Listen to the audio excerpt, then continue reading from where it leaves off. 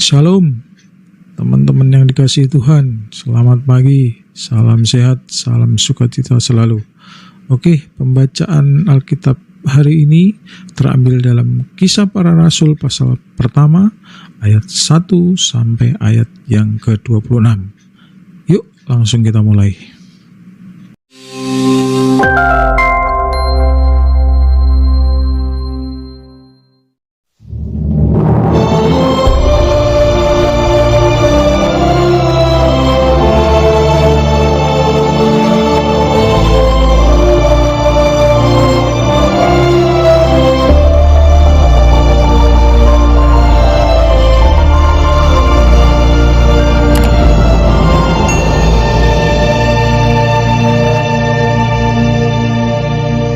Kitab Kisah Para Rasul. Hai Theophilus, dalam bukuku yang pertama aku menulis tentang segala sesuatu yang dikerjakan dan diajarkan Yesus sampai pada hari ia terangkat. Sebelum itu ia telah memberi perintahnya oleh Roh Kudus kepada rasul-rasul yang dipilihnya. Kepada mereka ia menunjukkan dirinya setelah penderitaannya selesai, dan dengan banyak tanda ia membuktikan bahwa ia hidup. Sebab selama 40 hari ia berulang-ulang menampakkan diri dan berbicara kepada mereka tentang kerajaan Allah. Pada suatu hari ketika ia makan bersama-sama dengan mereka, ia melarang mereka meninggalkan Yerusalem dan menyuruh mereka tinggal di situ menantikan janji Bapa, yang demikian katanya, telah kamu dengar daripadaku. Sebab Yohanes membaptis dengan air, tetapi tidak lama lagi kamu akan dibaptis dengan Roh Kudus. Maka bertanyalah mereka yang berkumpul di situ, Tuhan, maukah engkau pada masa ini memulihkan kerajaan bagi Israel?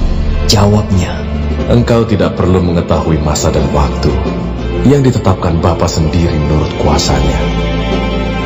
Tetapi kamu akan menerima kuasa kalau Roh Kudus turun ke atas kamu, dan kamu akan menjadi saksiku di Yerusalem dan di seluruh Yudea dan Samaria dan sampai ke ujung bumi.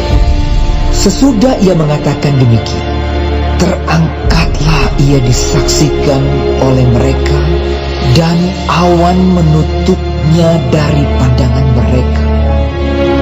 Ketika mereka sedang menatap ke langit, waktu ia naik itu, tiba-tiba berdirilah 2 orang yang berpakaian putih dekat mereka, dan berkata kepada mereka, Hai orang-orang Galilea, mengapakah kamu berdiri melihat ke langit?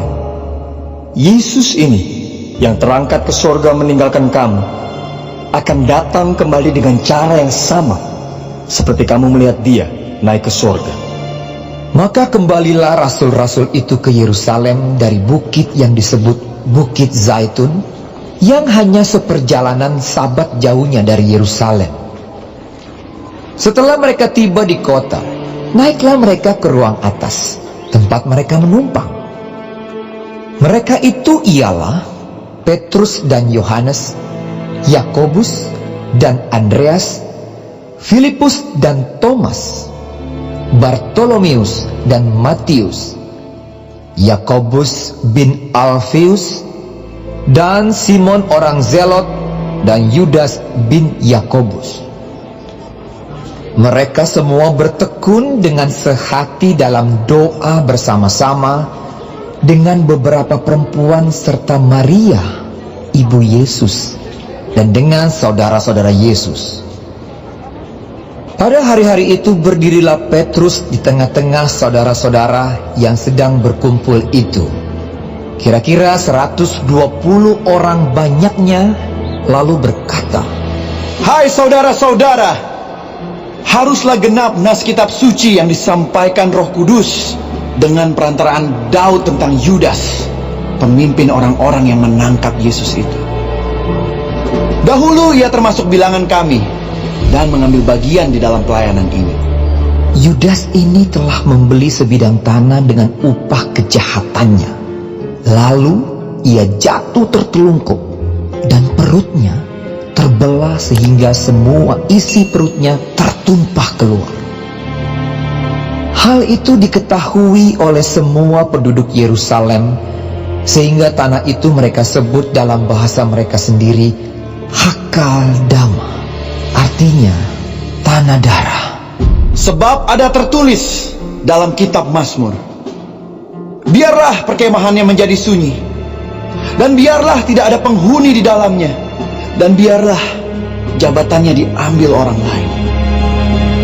Jadi harus ditambahkan kepada kami seorang dari mereka yang senantiasa datang berkumpul dengan kami selama Tuhan Yesus bersama-sama dengan kami, yaitu mulai dari baptisan Yohanes sampai hari Yesus terangkat ke sorga, meninggalkan kami untuk menjadi saksi dengan kami tentang kebangkitannya.